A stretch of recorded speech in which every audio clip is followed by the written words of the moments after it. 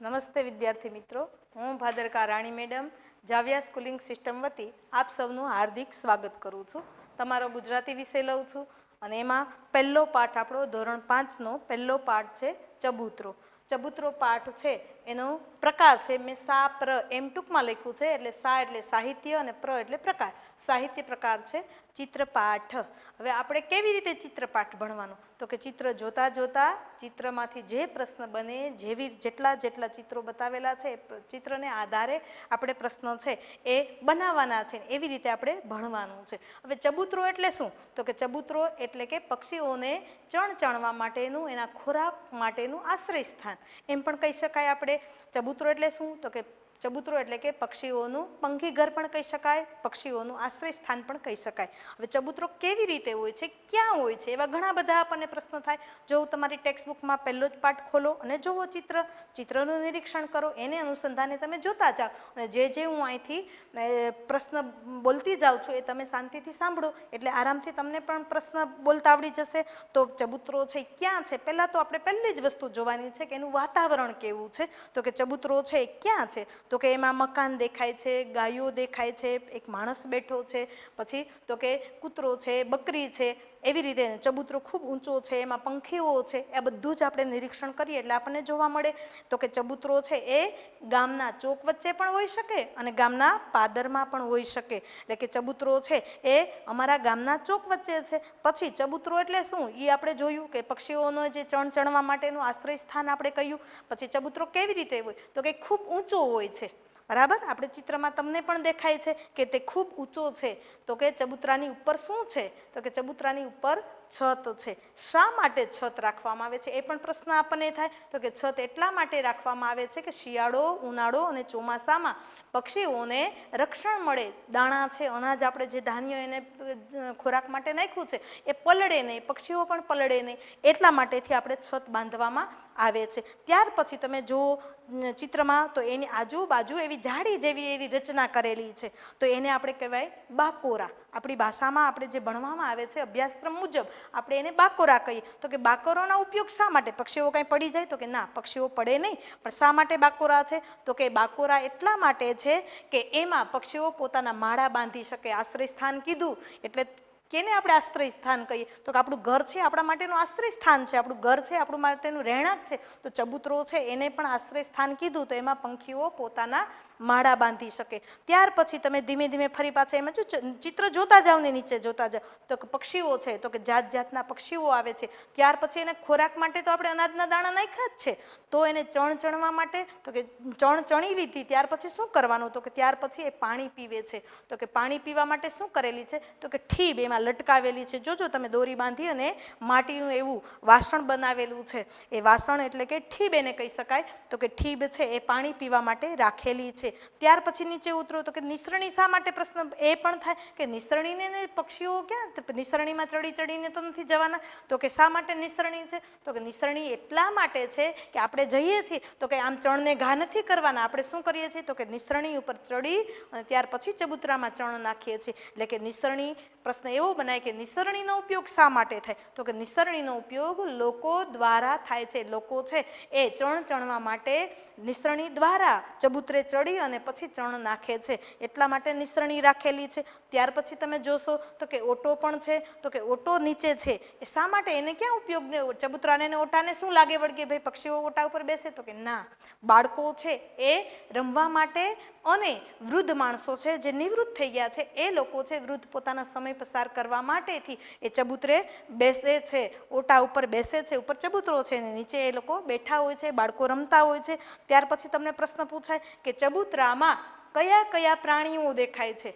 સમજો આ ખાસ પ્રશ્ન, ઘણા બધા વિદ્યાર્થી આગળ પણ ભૂલ કરી ગયા છે કે ચબૂતરામાં કયા કયા પ્રાણી દેખાય છે. તો પ્રશ્ન કેવો, જવાબ કેવો લખે છે કે ગાયો છે. જો ગાયો શા માટે કીધું છે, એક કરતાં વધારે ગાયો છે, એક હોય તો ગાય કહેવાય, બહુવચન વધારે છે એટલે કે ગાયો છે. પછી કૂતરો છે, પછી બકરી બેઠી છે.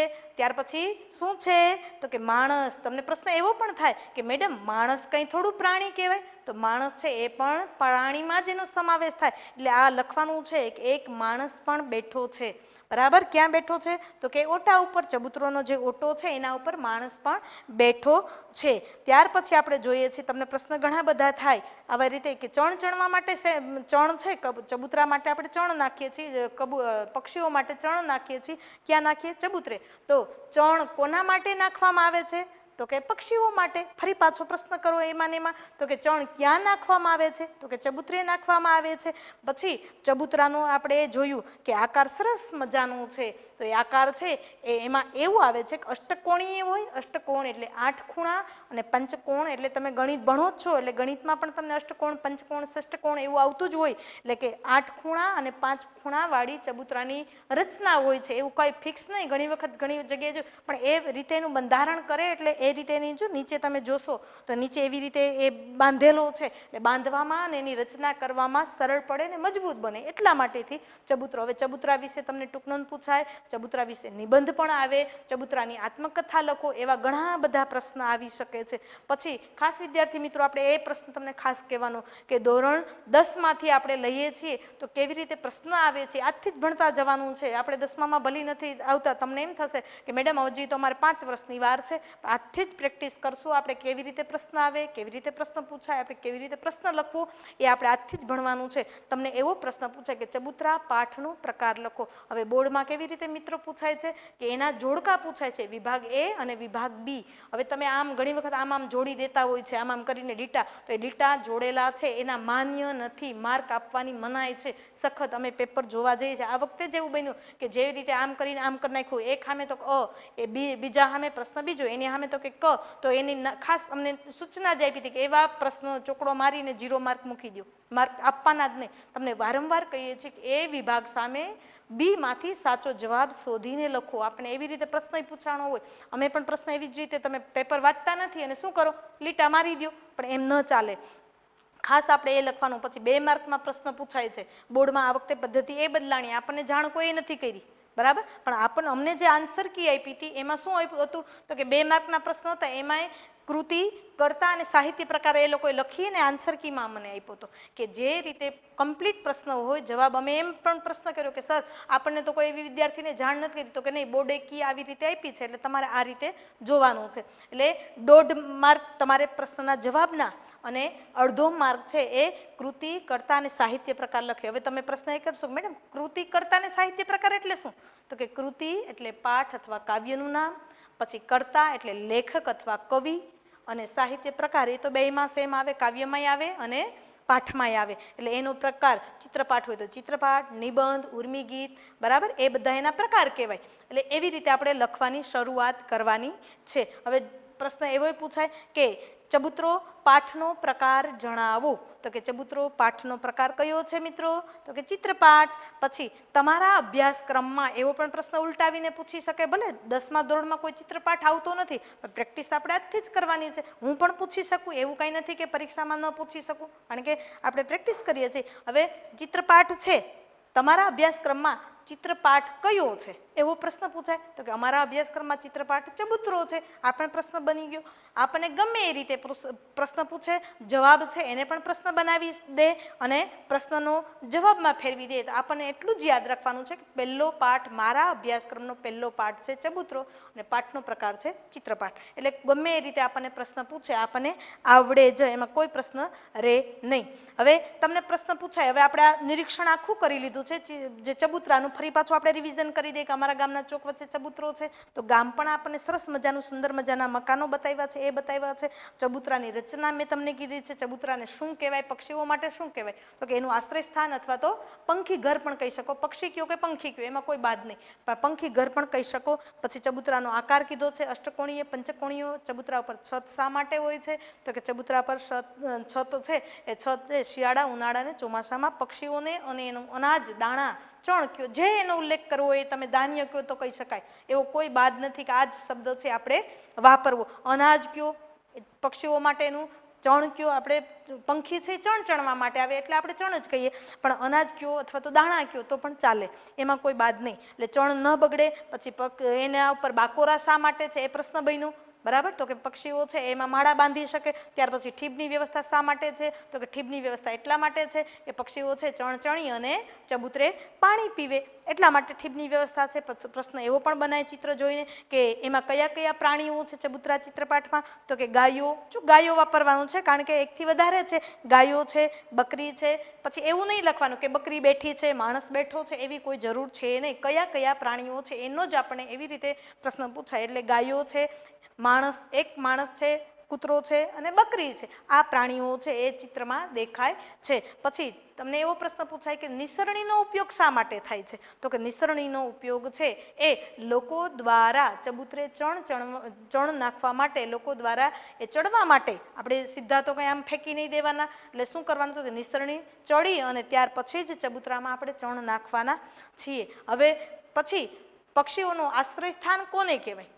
ભલે પ્રશ્ન ન હોય પણ આવો પ્રશ્ન પૂછી શકે. ચિત્રને આધારે તો ગમે એ પ્રશ્ન છે એ શિક્ષક છે એ કાઢી શકે. એટલે કે એ ચબૂતરાને પક્ષીઓનું આશ્રય સ્થાન અથવા પંખી ઘર પણ કહી શકાય છે. એટલે આવી રીતે તમને પ્રશ્ન પૂછાય. હવે તમને ટૂંકનોંધ કઈ રીતે લખવાની? 1 માર્કના તો પ્રશ્ન મેં તમને જણાવી દીધા કે પાઠને આધારે 1 માર્કના પ્રશ્નો છે એ આવી શકે. હવે તમારે શું? તો કે ટૂંકનોંધ. હવે ટૂંકનોંધ કેટલા માર્કની આવે એ ખાસ. ટૂંકનોંધ 2 માર્કમાં. જો 4 થી 5 વાક્ય હોય તમને લખવાના કે ચબૂતરા વિશે ટૂંકમાં 4-5 વાક્ય લખો તો 2 માર્કમાં આવે. પણ ચબૂતરા વિશે ટૂંકનોંધ લખો ખાલી એમ ઉલ્લેખ કરેલો હોય તો તમને 4 માર્ક, 3 થી 4 માર્કમાં એ ટૂંકનોંધ આવે. હવે ટૂંકનોંધ લખવાની પદ્ધતિ કઈ છે? ખાસ આ ધ્યાન રાખવાનું છે કે તમારો જે પેપર લખવાની પદ્ધતિ છે એ બોર્ડ ખાસ ધ્યાન રાખે છે.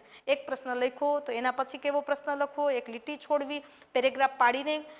વિદ્યાર્થી મિત્રો કહે કે મેડમ સ્વાધ્યાય પોથી કરાવી એટલે શું કહેવાના કે મેડમ સ્વાધ્યાય પોથીમાં ક્યાં પેરેગ્રાફ હોય? પણ ના, એ તો આપણે સ્વાધ્યાય પોથી શું છે? સ્વાધ્યાય પોથી, સ્વ એટલે પોતાના માટે, અધ્યયન કરવા માટે, પ્રેક્ટિસ માટેની જ છે સ્વાધ્યાય પોથી. બોર્ડ આપણને એવું નથી કહેતું કે સ્વાધ્યાય પોથીમાં તમે કઈ પદ્ધતિથી પ્રશ્ન લખો અથવા તો સ્વાધ્યાય પોથીમાં કેવી રીતે પૂછાણો, એને આધાર આપણે રાખવાનો નથી. ત્યાર પછી આપણે મેં કીધું એમ કે 4 માર્કમાં પૂછાય કે 2 માર્કમાં પૂછાય આપણને પ્રશ્ન, પણ આપણે એની કૃતિ એટલે પાઠ અથવા કાવ્યનું નામ અને ચિત્રપાઠમાં કોઈ કરતા હોય નહીં, એટલે કે લેખક અથવા કવિ હોય નહીં. સીધો એનો પ્રકાર આપણે લખવાનો. આ બાજુ તમે જેમ પત્ર ભણો છો, પત્રમાં તમારું એડ્રેસ લખો, એ જ બાજુ આપણે પહેલાં લખવાનું કૃતિ, પાઠ અથવા કાવ્ય. ભલે કૃતિ અત્યારે યાદ રહે ન રહે એનો પ્રશ્ન નથી. આપણે તમને પાઠ યાદ રહે તો પાઠ લખી શકો. પાઠ એટલે આપણો ચબૂતરો. પછી આમાં લેખક કે કવિ છે નહીં તો કે સાહિત્ય પ્રકાર, તો કે ચિત્રપાઠ. સમજાણું? ત્યાર પછી આપણે જે પ્રશ્ન શરૂઆત કરીએ છીએ એ આપણે પેરેગ્રાફ પાડીને જ પ્રશ્ન લખવાની શરૂઆત કરવાની છે. સમજાઈ ગયું બધાને? 4 માર્કમાં પૂછાય તો પણ ભલે, 2 માર્કમાં પૂછાય તો પણ ભલે. પેરેગ્રાફ પાડવો એ ફરજિયાત છે કારણ કે ગુજરાતી ભાષાનો વિષય છે. એમાં એના જે નિયમો છે, નિયમોને અનુસંધાને આપણે પેપર ભરીએ તો આરામથી આપણે 95-97 માર્ક મેળવી શકીએ છીએ. આપણી જ સ્કૂલના વિદ્યાર્થી છે 97 માર્ક ધોરણ 10માં બોર્ડમાં લઈ આવેલ છે. પણ ક્યારે આવી શકે? તો કે ચુસ્તપણે આપણે એના નિયમોનું, ભાષાની લખવાની જે પદ્ધતિ છે, પદ્ધતિને આપણે અનુસર્યા હોય તો જ આપણે પૂરા માર્ક મેળવી શકીએ. મેં કીધું કે જોડકા આમ જોડી નાખો તો માર્ક ના મળે, 2 માર્ક સીધા તમારા ઉડી ગયા. કર્તા કૃતિ સાહિત્ય માર્ક ન લખો એટલે અડધો માર્ક એ ઉડી ગયો. પેરેગ્રાફ ન પાડો, પછી મોટો પ્રશ્ન હોય તો આપણે ઉપર પેરેગ્રાફ પાડીએ, નીચે એનો નિચોડ આપણે લખીએ છીએ કે આમ કરી કાવ્યમાં આમ કવિ કહેવા માંગે છે અથવા આમ કીધેલું છે, એમ કરીને પેરેગ્રાફ પાડો. આપણે તો કહીએ છીએ, આપણી સ્કૂલમાં તો કરાવીએ છીએ કારણ કે 5મા ધોરણમાં તમને 4 માર્કનો પ્રશ્ન ના આવે. એમ છતાં આપણે બોર્ડને અનુસંધાને પ્રેક્ટિસ માટેથી તમને કરાવીએ છીએ અને કરાવીશે. એમાંય તમે કેવી રીતે લખો એવું ટેન્શન લેવાનું નહીં. અહીંથી કરાવશું જ, તમને લખાવશું જ પ્રશ્ન બધા. એટલે એ લખાઈ ગયું, પેરેગ્રાફ પાડી એટલે તમારે જે ચિત્ર છે એને અનુસંધાને જ તમારે ટૂંકનોંધ લખવાની છે. તો અહીંયા પણ ગામ છે તો આપણે શરૂઆત કેવી રીતે કરવાની? તો પેરેગ્રાફ પાડ્યો, અમારા ગામના ચોક વચ્ચે. હવે પાદરમાં પણ ચબૂતરો હોય, મેં તમને કીધું એની જેમ, અને ચોકમાં પણ હોઈ શકે, પણ આપણે ચોકમાં લખવું. અમારા ગામના ચોક વચ્ચે એક ચબૂતરો છે. હવે ચબૂતરો કેવો છે? તો કે ચબૂતરો ખૂબ ઊંચો છે. બરાબર? ચિત્રમાં તમે જુઓ જ છો ને કે કેવી રીતે ઊંચો છે. ત્યાર પછી આપણે પ્રશ્ન એ લખવાનું કે ચબૂતરાનો આકાર કેવો છે? તો કે ચબૂતરાનો આકાર છે. જો વાક્ય કેટલા બને ને કેવડી ટૂંકનોંધ થાય. 4 માર્કમાં આપણે લખી શકીએ, 2 માર્કમાં લખવું હોય તો હું તમને જણાવીશ કે 2 માર્કમાં કેટલા વાક્ય લખવા ને કયા વાક્ય લખવા.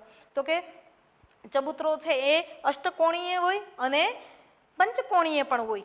સમજાઈ ગયું? આપણું બીજું વાક્ય થયું. ત્રીજું વાક્ય આપણું એ થયું કે ચબૂતરા ઉપર છત હોય છે. હવે એ એક વાક્ય બનાવશો એટલે આરામથી તમને નીચે નીચે બીજા પ્રશ્ન થતા જશે અને આરામથી તમે ટૂંક નોંધ લખી શકશો. તો કે ચબૂતરા ઉપર છત હોય છે, શા માટે હોય? પ્રશ્ન કરો મનમાં એટલે નીચે વાક્ય લખી શકશો. તો કે છત છે એ શિયાળા, ઉનાળા અને ચોમાસામાં પક્ષીઓને રક્ષણ મળે એટલા માટે છત હોય છે. ત્યાર પછી ચબૂતરાની આજુબાજુ શું આપેલું છે? મેં તમને કીધું હતું કે ઝાડી નહીં પણ આપણે શું કહેવાનું? બાકોરા. ચબૂતરાની આજુબાજુ શું છે? તો કે બાકોરા છે. હવે બાકોરા છે તો શા માટે હોય છે? એ પણ પ્રશ્ન આપણને થયો. તો કે બાકોરા છે તો એમાં પક્ષીઓ છે પોતાના માળા બાંધી શકે એટલા માટેથી એમાં બાકોરા રાખવામાં આવેલા છે. પછી ચબૂતરો છે એ કોના માટે બાંધવામાં આવેલો છે? તો કે ચબૂતરો પંખીઓ માટે, અથવા તો પક્ષી લખો કે પંખીઓ લખો, એના માટે બાંધવામાં આવેલો છે. પછી ચબૂતરામાં પાણીની વ્યવસ્થા માટે શું આપેલું છે? તો કે ચબૂતરામાં પાણીની વ્યવસ્થા માટે ઠીબ રાખવામાં આવેલી છે, અથવા તો લટકાવવામાં, કારણ કે ઠીબ એમ ન હોય, એને લટકાવવામાં, ચિત્રમાં આપણને બતાવી છે કે ઠીબ છે એ લટકતી આપી છે, એટલે કે ઠીબ આપવામાં આવેલી છે. ત્યાર પછી હજી નીચે આવો, જોતા જોતા એટલે ફરી પાછો આપણને પ્રશ્ન થાય કે ચબૂતરામાં નિસરણી રાખેલી છે અને લોકો નિસરણી દ્વારા ચબૂતરામાં ચણ નાખે છે. સમજાઈ ગયું? આ રીતે પછી છેલ્લું આપણું વાક્ય હોવું જોઈએ કે પક્ષીઓ છે એ પાણી પીવે છે અને જાત જાતના કિલ્લોલ કરે છે. ચબૂતરામાં પક્ષીઓ પાણી પીવે છે અને જાત જાતના કિલ્લોલ કરે છે. આમ કરીને તમે લખો છો કે આમ, તો અહીંયા શું કરવાનું? તો કે અલ્પવિરામ. આમ, તો કે આમ ચબૂતરો છે પક્ષીઓ માટેનું પંખી ઘર પણ કહી શકાય અને એનું આશ્રય સ્થાન પણ કહી શકાય છે. નમસ્તે વિદ્યાર્થી મિત્રો, આપણે આગલા તાસમાં જે ભણ્યા છે પાઠ ચબૂતરો, એના આપણે સ્વાધ્યાય જોશું કે કઈ રીતના પ્રશ્ન પૂછાય અને કેવી રીતે આપણે લખવાના છે એ આપણે ભણશું. તો પ્રશ્ન એવી રીતે પૂછાય તમને એક વાક્યવાળા કે નીચે આપેલા પ્રશ્નોના ઉત્તર એક એક વાક્યમાં લખો.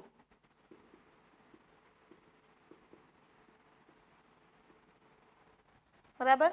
પહેલો પ્રશ્ન આપણને આવે છે કે ચબૂતરો પાઠનો પ્રકાર જણાવો અથવા લખો. બે રીતે જણાવો કે તો એને લખો. તો ચબૂતરો પાઠનો પ્રકાર આપણે ભણ્યા છીએ, કયો છે? કેવી રીતે આપણે ભણ્યા છીએ? પાઠ વાંચીને ભણ્યા તો કે ના ચિત્ર જોઈને? તો કે ચબૂતરો પાઠનો પ્રકાર ચિત્રપાઠ છે. બીજો પ્રશ્ન આપણો, ચબૂતરો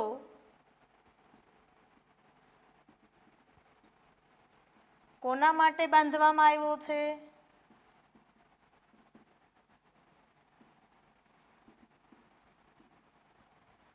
તો કે ચબૂતરો કોના માટે બાંધવામાં આવ્યો? આપણે જોયું પાઠ. તો કે ચબૂતરો છે એ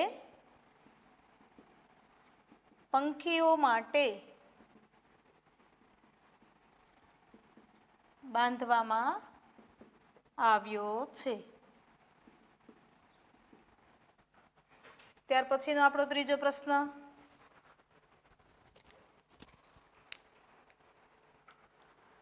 ચબૂતરામાં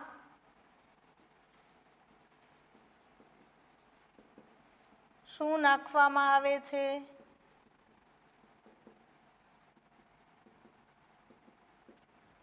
હવે ઘણી વખત વિદ્યાર્થી મિત્રો એમ લખીને કે ચબૂતરામાં ચણ નાખવામાં આવે છે, પણ આપણે એવી રીતે પણ જવાબ લખી શકીએ કે ચબૂતરામાં પંખીઓ માટે ચણ અથવા દાણા પણ લખી શકો. દાણા નાખવામાં આવે છે. ત્યાર પછીનો આપણો ચોથો પ્રશ્ન એ બને કે ચબૂતરામાં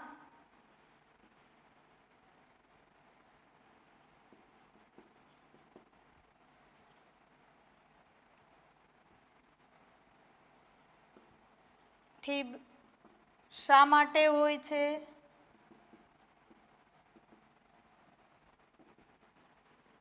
તો કે ચબૂતરામાં પંખીઓને પાણી પીવા માટે ઠીબની વ્યવસ્થા પણ લખી શકો કે ઠીબની વ્યવસ્થા હોય છે. ત્યાર પછીનો આપણને પાંચમો પ્રશ્ન એ પણ ચિત્રને આધારે જ હોય છે કે ચબૂતરા ચિત્રપાઠમાં કયા કયા પ્રાણીઓ છે? તો કે ચબૂતરા ચિત્રપાઠમાં ગાયો, બકરી, કૂતરો અને માણસ છે. ત્યાર પછી આમાં તો જેટલા વિદ્યાર્થી મિત્રો પ્રશ્ન તમારે બનાવવા હોય ચબૂતરો જોઈ અને બનાવી શકો. તો કે ચબૂતરામાં નિસરણી શા માટે છે? અથવા નિસરણીનો ઉપયોગ શા માટે થાય છે? તો કે ચબૂતરામાં નિસરણી દ્વારા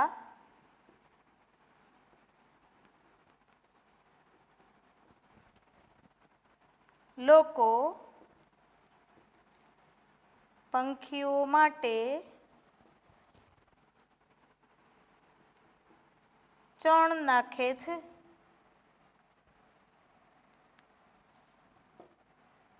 ત્યાર પછી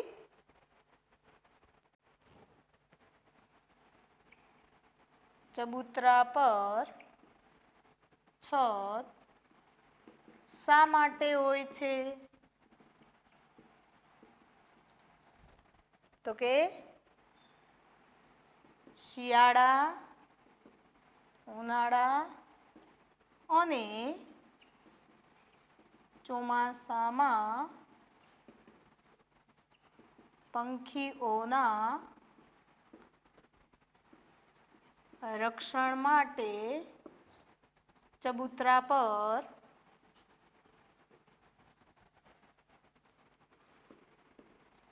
છત હોય છે. ત્યાર પછીનો પ્રશ્ન આપણો છે કે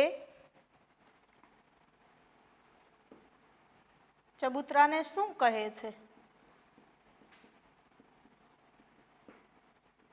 એમ પણ આવી શકે અને પંખીઓનું પંખી ઘર કોને કહે છે એમ પણ પ્રશ્ન આવી શકે.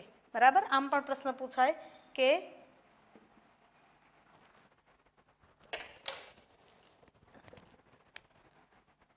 પંખીઓનું આશ્રય સ્થાન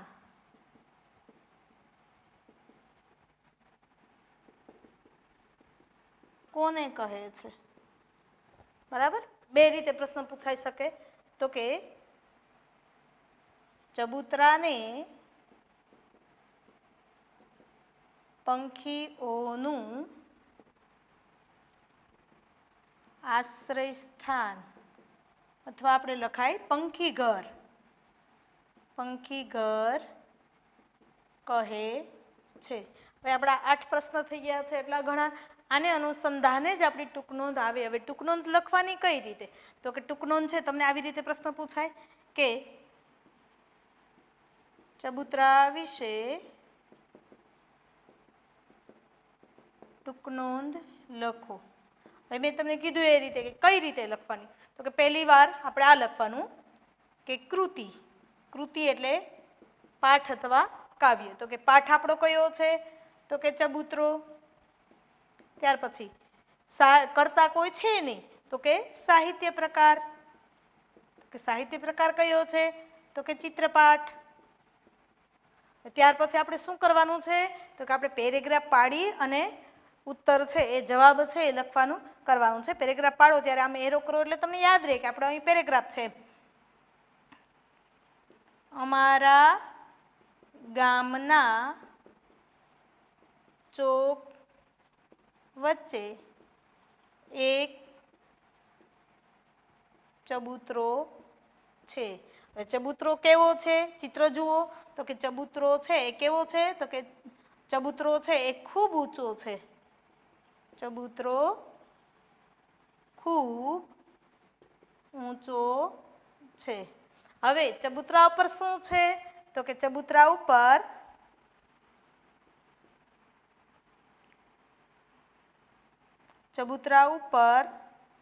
છત છે. ત્યાર પછી ચબૂતરાનો આકાર કેવો છે તો કે ચબૂતરો અષ્ટકોણીય. ભાષાના નિયમ ભણો છો તમે કહેશો કે મેડમ તમે કીધું હતું કે ય યા યો, તો કે ય આવે એટલે હંમેશા યાદ રાખવાનું કે એની આગળનો શબ્દ છે એ દીર્ઘ જ આવે, હસ્વ આવે નહીં. યા યો યુ હોય તો હસ્વ આવે. અષ્ટકોણીય કે પંચકોણીય હોય છે. હવે ત્યાર પછી ચબૂતરા ઉપર શું છે તો કે ચબૂતરા પર પંખીઓને પાણી પીવા માટે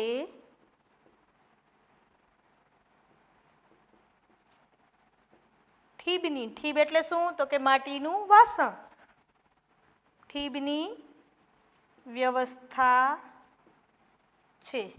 ત્યાર પછી આપણે જોશું આનું આજ કન્ટિન્યુ, આપણે પેરેગ્રાફ નથી પાડવાનો, બરાબર. જે પ્રશ્ન આપણે ટૂંકા પ્રશ્ન ભણ્યા છે એ જ પ્રશ્નોને ભેગા કરો એટલે તમારો ટૂંક નોંધ થઈ જાય, બરાબર ને મિત્રો. ત્યાર પછી આપણે જોઈએ કે ઠીબની વ્યવસ્થા કરેલી છે. આપણે જોયા કે ચબૂતરા પર છત છે, પક્ષીઓને રક્ષણ મળે. એ અહીંયા પણ વાક્ય તમે ઉમેરી શકો અને નીચે પણ લખી શકો, કોઈ વાંધો નહીં. પંખીઓને શિયાળા, ઉનાળા અને ચોમાસામાં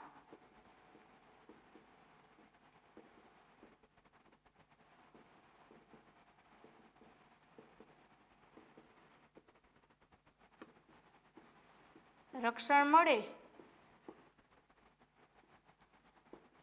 એટલે છત છે. ત્યાર પછી પક્ષીઓ શું કરે છે તો કે પંખીઓ ચણવા માટે ક્યાં આવે છે? ચબૂતરા ઉપર આવે છે.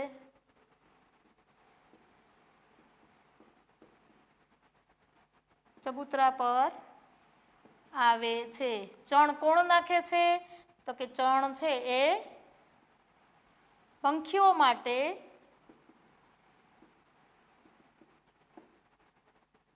ચબૂતરામાં લોકો દ્વારા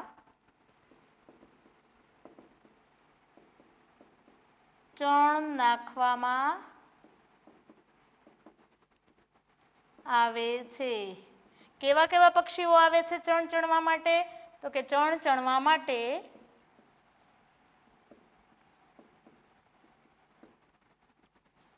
જાત જાતના પંખીઓ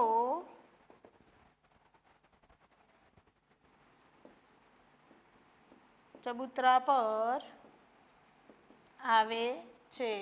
ત્યાર પછી પક્ષીઓ છે આપણે જોયું કે શું છે તો કે ચબૂતરાની આજુબાજુ તો કે બાકોરા છે. ચબૂતરાની આજુબાજુ કેટલાક બાકોરા હોય છે. ચણ ચણીને પક્ષીઓ ઉડી પણ જાય અને એનું આશ્રય સ્થાન આપણે કીધું એટલે કે બાકોરા છે. એટલે એ બાકોરામાં શું કરે છે તો કે બાકોરામાં એ પોતાના માળા બાંધે છે. પંખીઓ બાકોરામાં પોતાના માળા બાંધે છે. ત્યાર પછી ચબૂતરો છે એ પંખીઓનું આશ્રય સ્થાન. હવે જો મેં તમને કીધું હતું કે 4 માર્કમાં પૂછાય તો હવે આપણે કેવી રીતે પેરેગ્રાફ પાડ્યો. આ પહેલો આપણો પેરેગ્રાફ થઈ ગયો. આ તમારો શું પ્રસ્તાવના જ કહેવાય, કર્તા કૃતિ. અને આમાં આપણે તો સાહિત્ય પ્રકારને 2 છે, પણ આગળ આપણે કાવ્ય ભણશું કે પાઠ ભણશું તો એમાં કૃતિ, કર્તા, સાહિત્ય પ્રકાર, જે તે કવિ અથવા લેખક હોય એનું જન્મસ્થળ આવે, એનું તખલ્લુસ યાને કે ઉપનામ. તમને પરીક્ષામાં એમ પણ પૂછાય કે તખલ્લુસ જે તે કવિ છે બરાબર, તો એનું તખલ્લુસ લખો. તખલ્લુસ એટલે ખાસ યાદ રાખવાનું કે ઉપનામ, ઉપનામ કયું કે તખલ્લુસ, બે સમાન શબ્દ છે, સમાનાર્થી એકબીજાના.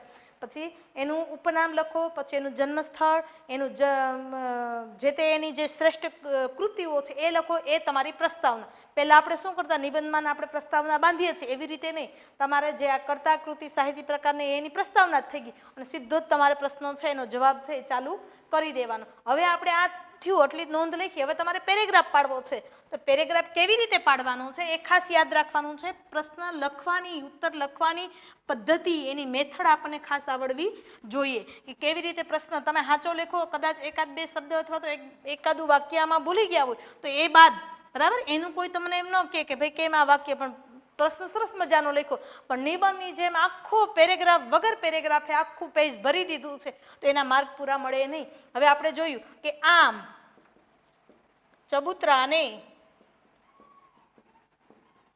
પંખીઓનું પંખી ઘર અથવા આશ્રય સ્થાન કહે છે.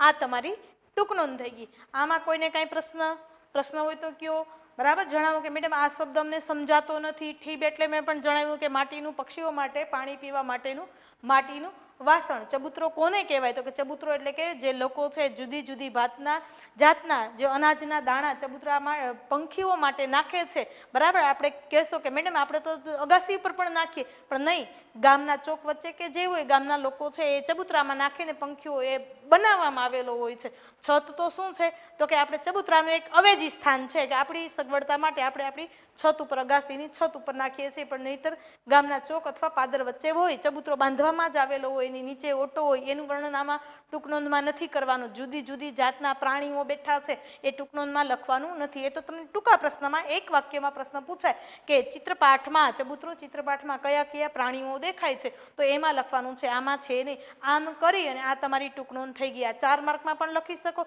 હવે 2 માર્કમાં પૂછાય તો અમારા ગામના ચોક વચ્ચે એક, આ ટૂંકમાં હું વર્ણન કરી દઉં કે અમારા ગામના ચોક વચ્ચે એક ચબૂતરો છે તે ખૂબ ઊંચો છે, બરાબર. એમાં શું છે તો કે આજુબાજુમાં ઘણા બધા બાકોરા છે, એમાં પક્ષીઓ છે એ શું કરે છે તો કે પોતાના માળા બાંધે છે. લોકો દ્વારા એમાં ચણ નાખવામાં આવે છે, પંખીઓ ચણે છે. પાણી પીવા માટે ઠીબની વ્યવસ્થા છે. પાણી પી અને કિલ્લોલ કરે છે અને ચબૂતરાને પંખીઓનું પંખી ઘર કહે છે. આ તમારી 2 માર્કની થઈ. આ મેં લખાવી તમારે 4 માર્કમાં ટૂંક નોંધ થઈ. સમજાઈ ગયું બધાને? કોઈને પ્રશ્ન? 1 માર્કમાં પ્રશ્ન પૂછાય તો કેવી રીતે લખવાનું, 2 માર્કમાં ટૂંક નોંધ પૂછાય તો કેવી રીતે લખવાની, અને 4 માર્કમાં પૂછાય પ્રશ્ન તો તમારે કેવી રીતે લખવાનું. 2 માર્કમાં પૂછાય તો પણ કૃતિ અને સાહિત્ય પ્રકાર લખવાનો, 4 માર્કમાં પૂછાય તો પણ લખવાનો, અને 2 માર્કમાં પૂછાય તો એક જ પેરેગ્રાફ તમારો હોય, બરાબર.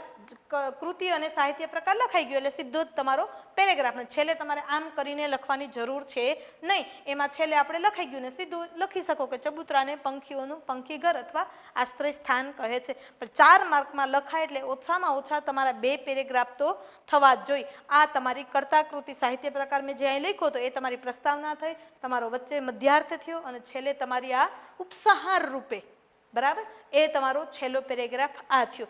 એ પદ્ધતિથી આપણે પ્રશ્ન લખો એટલે આરામથી આપણી ભાષા કંઈ ભૂલ ન હોય એનું ખાસ તકેદારી રાખવાની, એટલે આરામથી તમને 4 માર્કથી 4 માર્ક મળે. અને ખાસ ધ્યાન રાખવાનું કે આપણે ગુજરાતી વિષય ભણીએ છીએ એટલે લખાણ છે એ આપણું બેસાડીને નહીં, તોરણની જેમ લીટીમાં લટકતું લખવાનું છે. હવે કોઈને પ્રશ્ન હોય તો કયો, જણાવો કે મેડમ આ સમજાતું નથી.